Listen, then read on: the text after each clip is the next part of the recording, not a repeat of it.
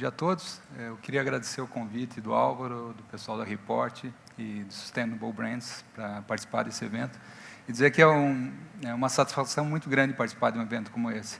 Para mim, o Sustainable Brands tem uma proposta fantástica, que é a proposta de unir empresas de diferentes tamanhos, de diferentes áreas no mesmo lugar, para que essas empresas consigam criar conexões e formar configurações mais sustentáveis. Eu acompanho o evento já há 3 anos e isso é prática, acaba acontecendo. E nessa nova economia que a gente está discutindo, eu acho que tem espaço para todos, tem espaço para as empresas que existem, espaço para as empresas que vão surgir. Vai continuar existindo a indústria, só que a indústria ela não vai continuar existindo fazendo a mesma coisa que faz há séculos. A indústria provavelmente ela vai continuar existindo com mais tecnologia, com mais inteligência e com menos recursos naturais. O varejo vai continuar existindo, só que o varejo talvez mude para não só vender produtos, incentivar o consumo, mas vender formas alternativas de consumo. Vender talvez o aluguel de um produto, o uso de um serviço ou o compartilhamento. Vão existir bancos, e os bancos podem ser uma mola propulsora dessa nova economia, muito importante. Então, a ideia de unir empresas, a ideia do Sustainable Brands é fantástica e pode criar uma configuração e um ecossistema muito mais sustentável do que o sistema atual. E eu vou começar falando para vocês o que é o Thinktronics e qual que é o espaço que a gente ocupa dentro desse ecossistema. Então, o Thinktronics ele é um centro de inovação em tecnologia para a indústria de eletrônicos. A gente tem uma operação em Sorocaba, no interior de São Paulo, e ele é fruto da indústria de eletroeletrônicos. A gente nasceu de conceitos criados na própria indústria. O que a gente faz lá? De uma maneira geral, dá para dizer que a gente conecta boas ideias numa escala industrial. Ou seja, aquela boa ideia que está no impacto de um protótipo, de uma prova de conceito, a gente desenvolve isso, desenvolve tecnologia para que isso seja aplicado numa escala industrial, na escala de não de dezenas, mas de dezenas de milhares por mês. Então a gente faz isso. O Thinktronics faz parte de grupos muito grandes que fabricam milhares de produtos. Então, nosso papel é esse, basicamente. E pegando aqui a carona aí do modelo linear, como é que a indústria trabalha hoje? A indústria de eletrônicos ela trabalha da mesma forma que a maioria das indústrias, ou seja, no modelo linear, em que a matéria-prima é extraída, as peças são fabricadas, os produtos são montados a partir dessas peças, os produtos são vendidos, o consumidor usa e descarta, e na maioria dos casos ainda um descarte inadequado. E como é que o Thinktronics se encaixa aí? O Thinktronics faz essa parte que falta. É uma estrutura de coleta desses resíduos no mercado consumidor e uma estrutura que a gente chama de manufatura reversa, que é transformar esse resíduo eletrônico, esse lixo, chame como queira, transformar em alguma coisa útil. Essa coisa útil pode ser uma matéria-prima e, mais avançado, uma peça de um produto.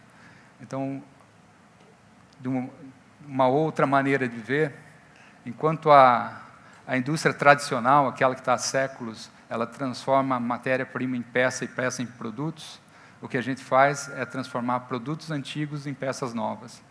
Então, algo mais sólido aqui, concreto.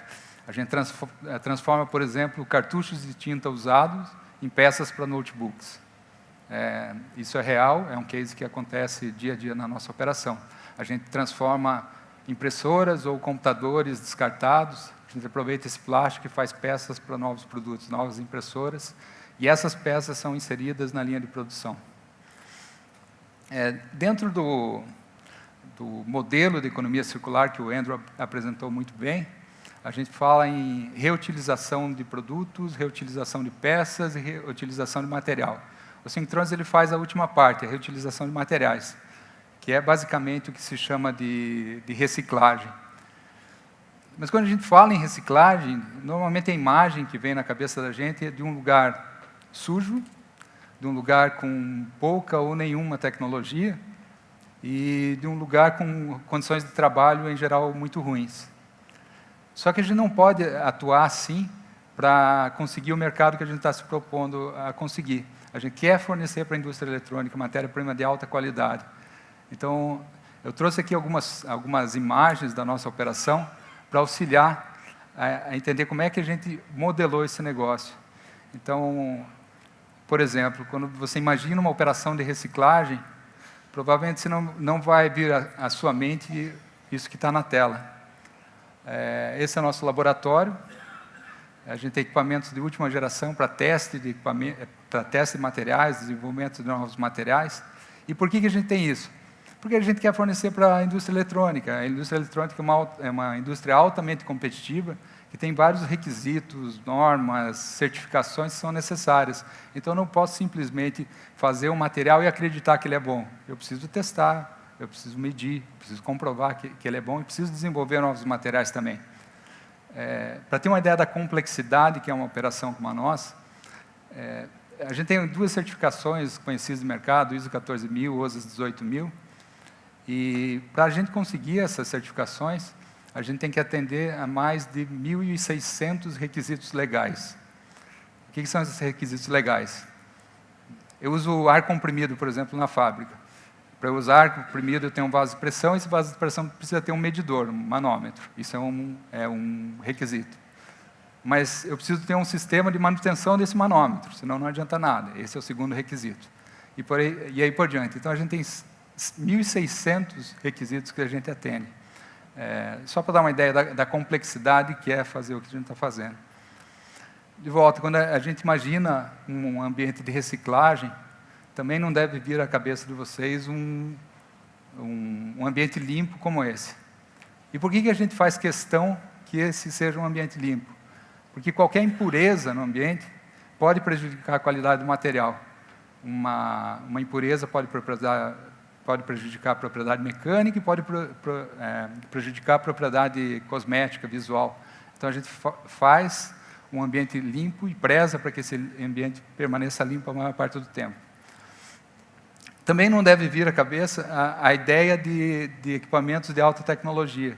Esse aqui é uma máquina que processa o lixo eletrônico e consegue fazer uma separação de materiais de acordo com o tipo. Materiais plásticos, ferro, cobre, alumínio, ele faz uma separação automática, uma máquina bastante sofisticada. Mas por mais que ela seja sofisticada, ela não é tão sofisticada quanto o ser humano. Então a gente também tem uma linha de separação manual.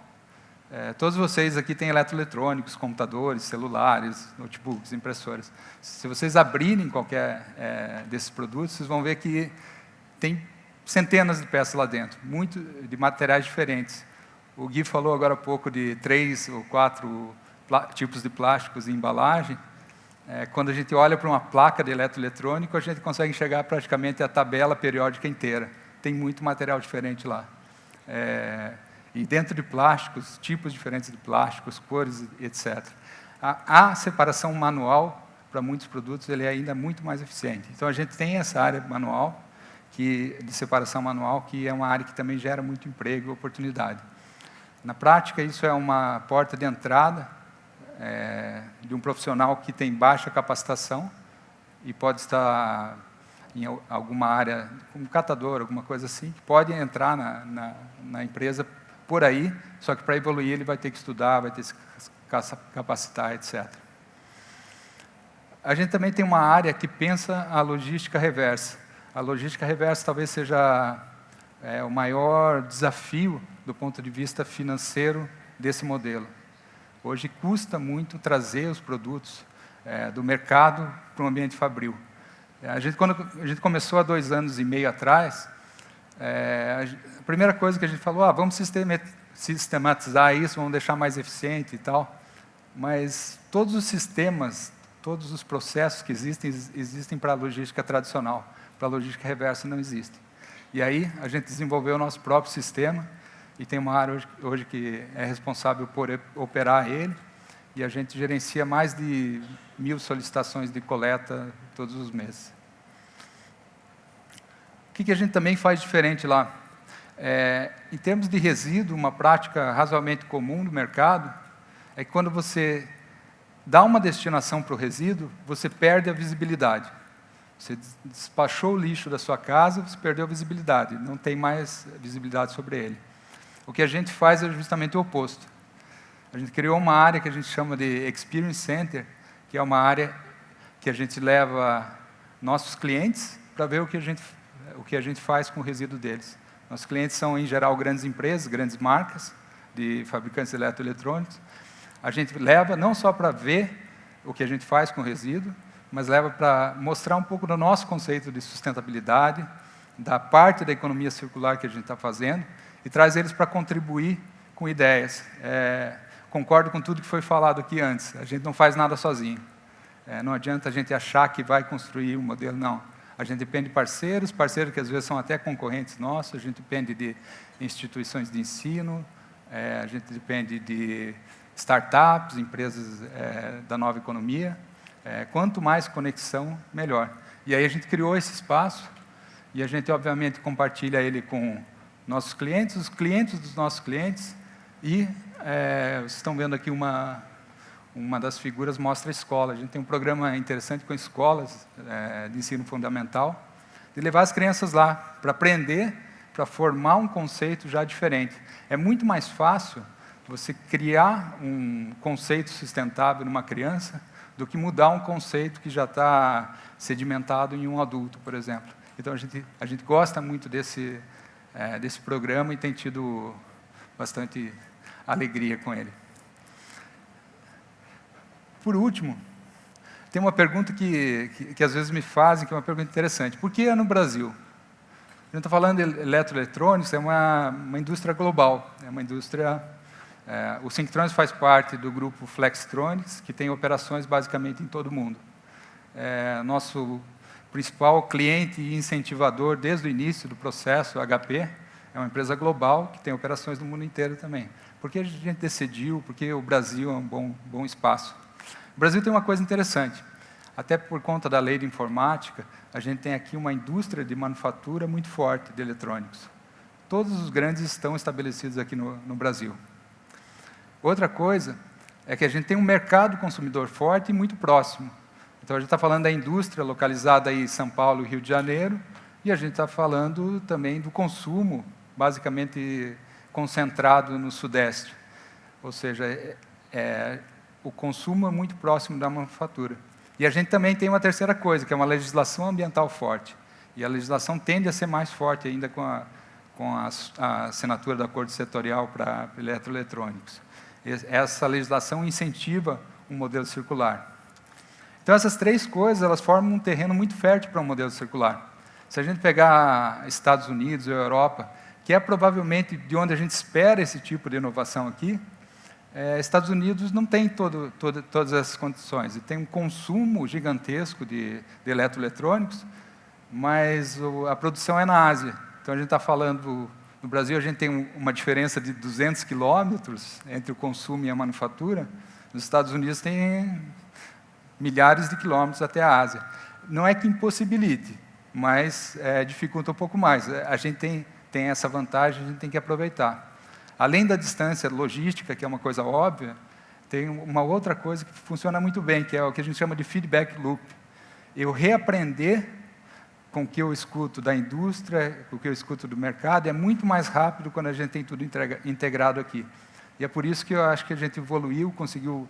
a gente está trabalhando há 2 anos e meio, então, tudo que vocês viram aqui foi criado basicamente em 2 anos e meio.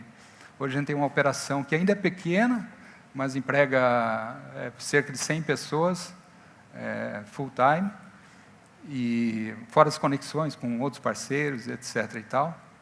A gente processa 150 toneladas de matéria-prima, toneladas de resíduo eletroeletrônico por mês, transforma isso em matéria-prima, e cerca de 20 toneladas a gente transforma em peças para novos produtos, que são reinseridos na cadeia produtiva. Então, eu acho que a mensagem final é assim, a gente tem condições, a gente no Brasil tem condições de levar a nossa contribuição para a sustentabilidade global também. Ontem eu assisti a palestra da L'Oréal aqui, a Maia falando que o modelo brasileiro também tem sido utilizado fora. Não é fácil, mas dá para fazer, e é bem gratificante. A gente conseguiu bons reconhecimentos até agora. E, bom, quem tiver interessado no assunto, a gente tem hoje à tarde uma sessão no Activation Hub, a gente vai discutir um pouco mais dos desafios, como destravar, como fazer desse modelo um modelo ainda maior do que é hoje. Valeu, obrigado.